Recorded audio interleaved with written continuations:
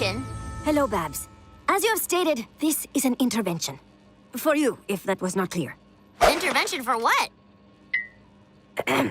Babs, we love and respect you, but your things are cluttering the hideout worse than Brainiac's space collection. Come on, guys. It's not that bad. Bad. Listen, Babs. This is going to be hard. You have a disease. A disease? Yes, it's called hoarding. And if not treated, it will consume you, us, then the world. We read about it on the interweb. Then it must be true. Great. We can start by getting rid of some stuff. Let's look around and see what you have. What is this thingamajig? Do you need this? Those are Olympus NV night vision goggles with built-in speakers and Gen 2 zooming capability. So, no? Yes!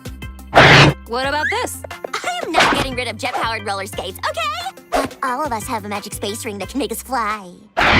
This? Oh, sure, there are no sharks now, but the day you run into one, you'll wish you had a can of bat shark repellent. Kittens can't brush themselves.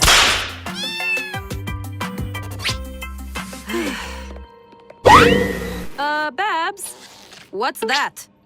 You can't tell? That's clearly... Wait, no, hold on. It's meatloaf! Delicious, fresh meatloaf!